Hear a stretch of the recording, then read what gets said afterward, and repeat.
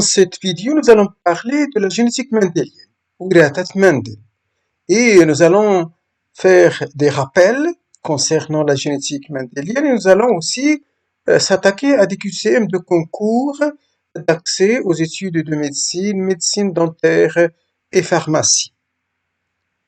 Alors, en tant que rappel, je voudrais tout simplement parler de ce que c'est que le monohybridisme, le dihybridisme et les choses qui vont avec. Le monohybridisme avec race pure et dominance. Alors, il faut, dans toute situation, comprendre et connaître à peu près les proportions phénotypiques de chaque cas par cas, et puis aussi utiliser stylo et papier pour faire l'échiquier de croisement et tout ça. Il y a du travail à faire. Génération F1 uniforme avec 100% du phénotype D dominant, du génotype donc hybride, lorsqu'il s'agit de monohybridisme avec race pure et dominance. Et au niveau de la génération F2, il y a 3/4, 75% de phénotype D, génotype DD, génotype DR, et 25% uniquement de phénotype R. Génotype donc R récessif ici. Et le test cross ici, un individu de la population F1 croisé avec un parent récessif, il va donner la moitié, 50% de phénotype, si vous voulez, dominant, G, et un phénotype aussi, 50% de phénotype petit b, homozygote, donc récessif. Lorsqu'il s'agit d'un monohybridisme, cette fois avec codominance ou dominance incomplète, la situation, il diffère un tout petit peu. Et vous avez le schéma tout à fait à droite qui résume, lorsque vous croisez, par exemple, une plante qui donne des fleurs qui sont rouges avec des fleurs qui sont blanches, hein, ça donne quelque chose qui est intermédiaire. Des fleurs qui sont entre le rouge et le blanc, n'est-ce pas? Sans vraiment tenir compte de rouge et de blanc, mais en réalité, lorsqu'on croise ces F1 entre eux, on va voir la réapparition de ces couleurs parentaux, le rouge et le blanc ici. Donc, monohybridisme avec dominance, la génération F1, il y a un phénotype intermédiaire qui apparaît, et le F2, il est caractérisé par des proportions 25%, 25%, 50%. 25% comme il est montré ici de phénotype parental 1, phénotype parental de 25%, et puis le phénotype intermédiaire c'est 50%. Donc retenez ce rapport, ces proportions phénotypiques. Monohybridisme avec un gel létal cette fois-ci, la génération F2 va donner 2 tiers, 1 tiers. 2 tiers, 1 tiers des résultats où le 1/4 de la progéniture de F2 n'arrive pas à terme. Il va mourir, et ce qui fait que ça va rester uniquement 2 tiers, 1 tiers. Dès que j'ai ce rapport, je sais bien que je suis en présence d'un gel létal. Parlons maintenant du dihybridisme. Dihybridisme, 2 choses à considérer. Dihybridisme avec un gène indépendant, et puis dihybridisme avec un gène lié, avec des gènes liés. هجونة ثنائية مع مورثات مستقلة ومع مورثات مرتبطة في الجانب الآخر. Pour ce qui est de l'hybridisme avec gène indépendant, nous avons les proportions phénotypiques suivantes. F2 sont 9, 16, 3 sur 16, 3 sur 6, 1 sur 16. 9 sur 16, 3 sur 16, 3 sur 16 et 1 sur 16, ou bien des proportions 9, 3, 3, 1. Test cross doit donner les proportions 25, 25, 25, ou des proportions qu'on qualifie aussi de 1, 1, 1, 1. Et c'est un passage, bien sûr, interchromosomique en anaphase 1 de la méiose. Les choses un peu se compliquent avec le dihybridisme avec un gène ou avec des gènes liés. Et le test cross, cette fois-ci, il est différent des proportions qu'on obtient, qui sont de 1, 1, 1, c'est différent cette fois-ci, mais les gamètes parentaux vont représenter ici plus de 50% des gamètes produits. On observera aussi moins de 50% de recombinaison. Ça veut dire que lorsque j'ai des gènes qui sont liés, ils sont situés sur le même chromosome AA, B, et puis grand A, grand A, grand B, grand B sur le même chromosome. Alors, il s'agit aussi, lorsqu'il s'agit de d'hybridisme, de parler de cartes factorielles qui accompagnent le crossing over, l'enjambement, si vous voulez. Ces cartes factorielles, ce n'est autre que, si vous voulez, des emplacements de gènes sur les chromosomes et dont il faut connaître la distance entre les gènes en termes de centimorgans. Et ça se calcule en termes donc de recombinaison. C'est le nombre d'individus recombinés qu'on divise par le total des individus et c'est un pourcentage et un centimorgan égale 1% de recombinaison. Il faut aussi distinguer certaines variances au niveau donc des proportions phénotypiques concernant le dihybridisme. Par exemple, si vous avez deux gènes, locus 1, locus 2, et vous avez des allèles pour chaque locus, un gène si vous voulez, avec des allèles qui sont dominants, l'autre avec des allèles qui sont dominants, nous sommes dans un état normal, si vous voulez, on doit s'attendre à un nombre de phénotypes au niveau donc de F2 de 4 phénotypes différents, et la proportion, il sera 9, 3, 3, 1, comme pour les gènes qui sont donc dominants ici, pour les deux gènes. Lorsque maintenant un gène et les allèles d'un gène ou un allèle d'un gène est dominant sur l'autre, et puis le deuxième gène, il présente une codominance, ces deux allèles, ils sont codominants, à ce moment-là, ça se complique, on aura beaucoup plus de phénotypes au niveau de la F2 qui sont au nombre de 6. Et la proportion, il sera 3, 6, 3, 1, 2, 1. C'est beaucoup plus compliqué. Il faut toujours utiliser donc un échiquier de croisement papier-stylo pour faire tous ces raisonnements.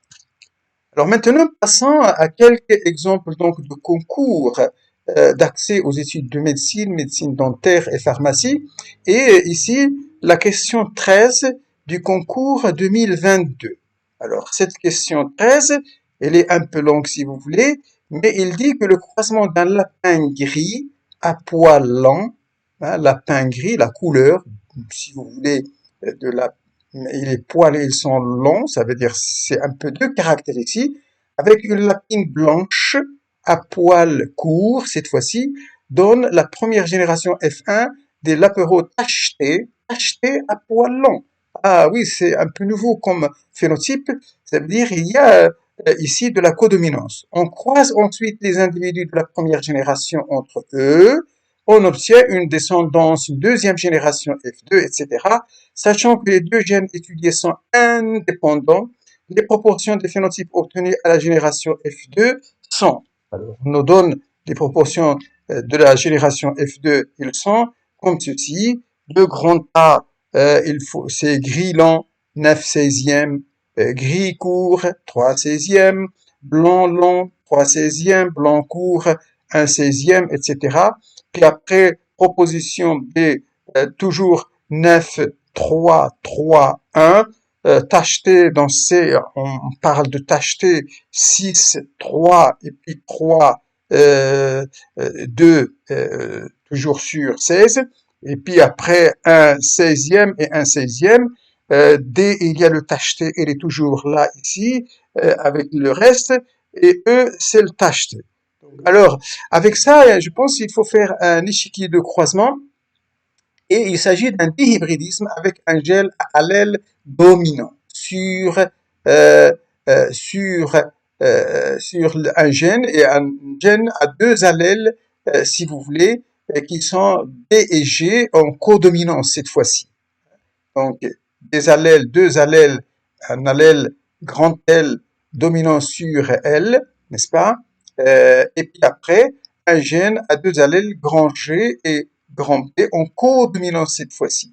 Alors, les phénotypes, ils sont ici devant nous, grand G, grand B et puis grand L ici, comme phénotype au niveau de la F1 femelle qu'on croise avec un mâle qu'on croise avec une femelle qui sera grand G, grand B et grand L, avec les génotypes qui sont ici devant nous. Et puis après, les gamètes, ils seront GL et GL, BL, BL, et puis tout cela. Et l'échiquier de croisement, c'est quelque chose qui sera donc de ce genre. Donc vous devez faire l'échiquier donc de croisement comme ceci, n'est-ce pas?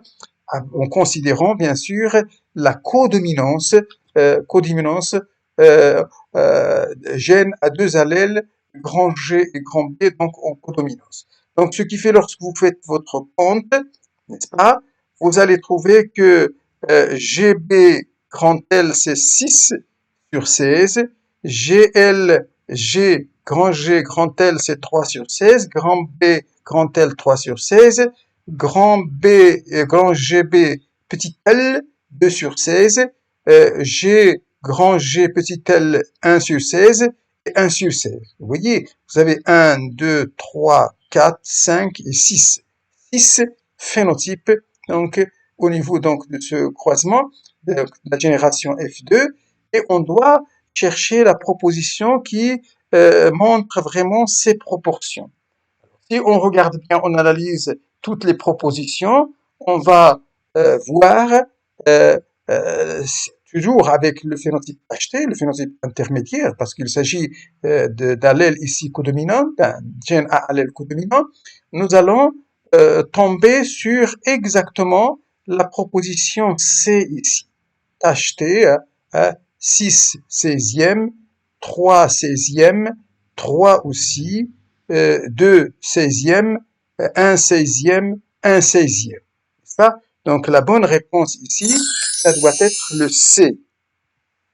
Maintenant, la question 14, toujours du concours 2022, et on parle cette fois-ci de trois gènes, X, Y et Z, qui, au niveau de la drosophile, et dont les fréquences de recombinaison pour deux de ces trois gènes sont indiquées dans le tableau suivant. Hein. Donc, les fréquences de recombinaison signifient que les gènes X, Y, Z sont portés par le même chromosome, les gènes X, Y et Z sont portés par des chromosomes différents, etc., etc.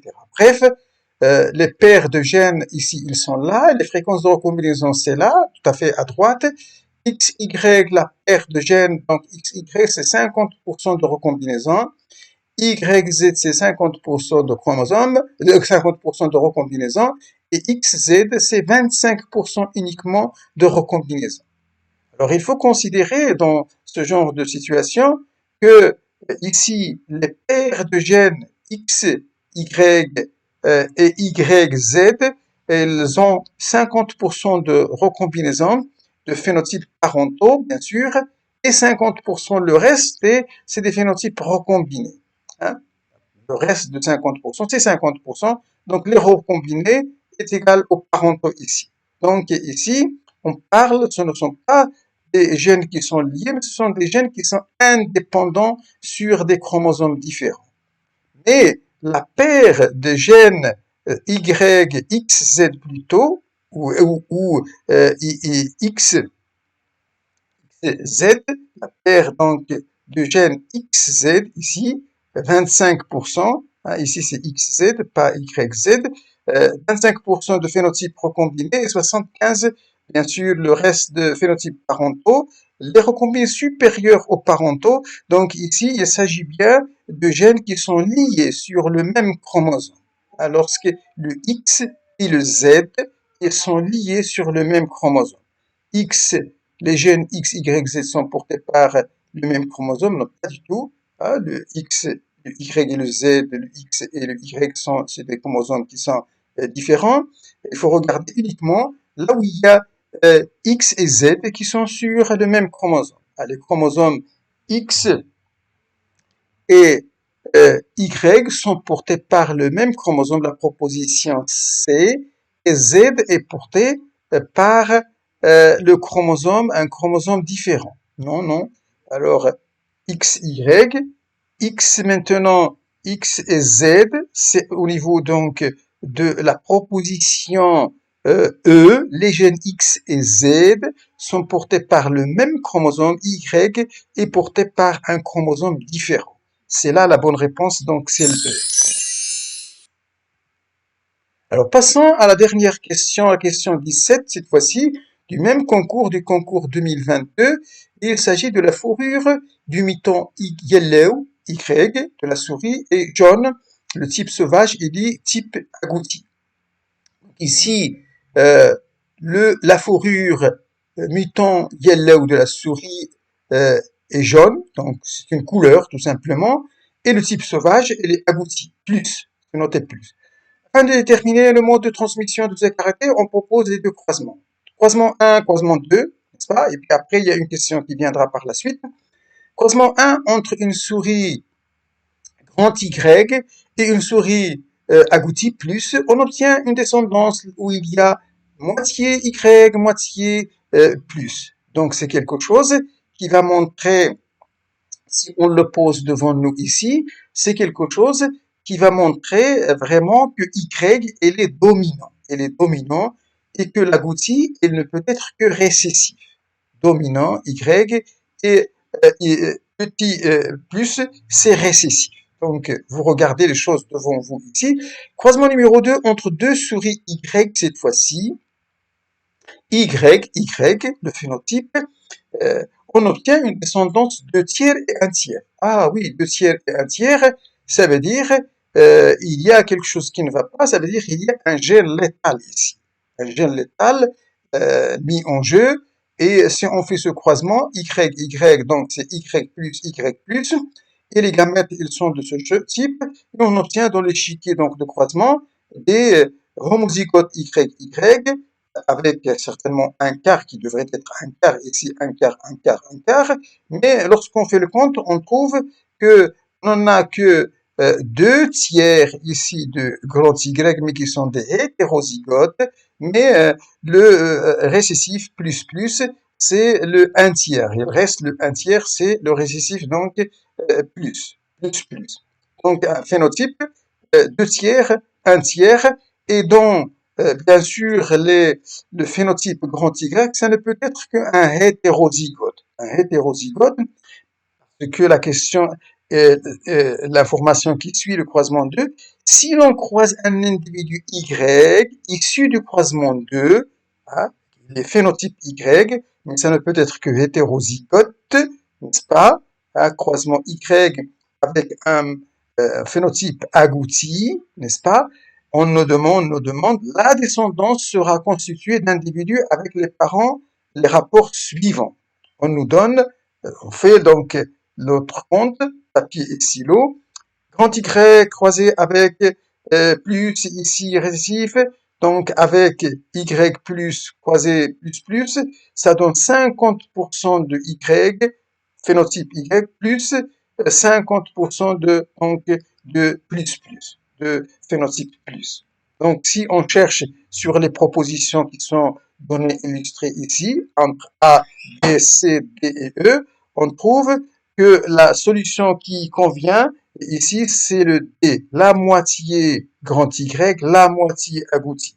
Il faut retenir la proposition donc grande D.